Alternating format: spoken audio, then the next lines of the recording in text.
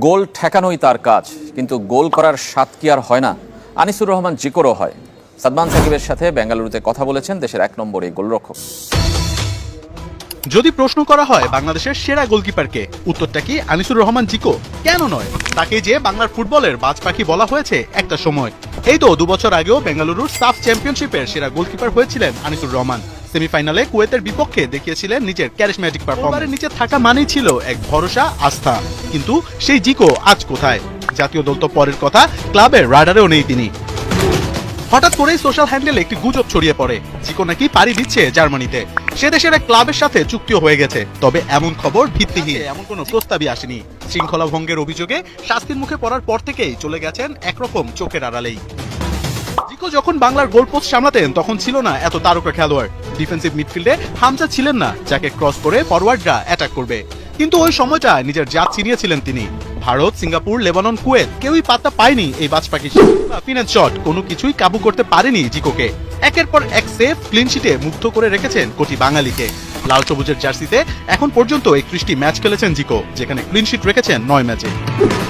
ভুটানের বিপক্ষে মিতুল মার্মা ছিলেন দারুণ এক সেভে রেখেছেন ক্লিন শিট। ভারতের বিপক্ষেও ভালো টাচে ছিলেন এই কিপার, কিন্তু সিঙ্গাপুরের বিপক্ষে অনেকটা শেকে ছিলেন মিতুল।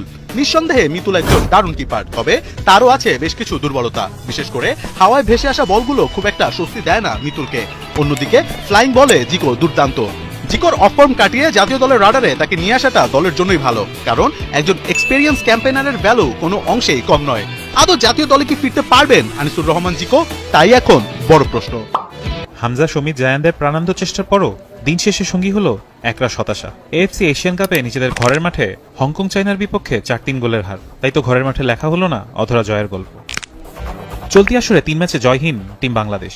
হামজার গোলে গ্যালারিতে আনন্দের বন্যা বইলেও ডিফেন্ডারদের পারফরমেন্স ছিল তলানিতে। বল ক্লিয়ারেন্স কিংবা জমাট রক্ষণ সামলানোর ক্ষেত্রে দৃষ্টিকটুভাবে ফুটে উঠেছে ডিফেন্ডারদের দুর্বলতা। হাই ডিফেন্ডিং ছিল পুরোপুরি অনুপস্থিত। সাবেক অধিনায়ক বিপ্লব জানালেন হারের মূল কারণ। রক্ষণের পাশাপাশি বাজে খেলার উদাহরণ হয়েছেন গোলকিপারও। তাই জিকোর মতো অভিজ্ঞ ও পরীক্ষিত গোলকিপারদের পুনরায় জাতীয় দলের পাইপলাইনে আনার তাগিদ দিলেন সাবেক এই ফুটবলার। অবভিয়াসলি জিকোর মতো গোলকিপার আসা উচিত, যেমন এখন আমাদের অনেক গোলকিপার শ্রাবণরা আসছে, তো জিকোর মতো একটা ম্যাচিউরড গোলকিপারও থাকা উচিত। হ্যাঁ, মিতুল ভালো গোলকিপার, মিতুল খেলছে, ভালো খেলছে, সব ঠিক আছে। ইন ফিউচার মিতুলের কখনো যদি কোনো কিছু হয় আমাদের গোল পোস্টে দাঁড়াবে কেন? কারণ জিকোদের তো এভাবে হারিয়ে যেতে আমরা চাই না। শুরুতে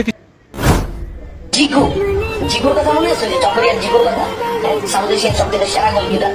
অনেকেই ফিরছে, কিন্তু জিকো ফিরে নেই, হারায় গেছে। ওই জিকোর খোঁজ খবর আমরা নিব না। একটা প্রতিভা আমরা গলা নিয়ে হারিয়ে ফেলছি। ওই জিকো হাইটে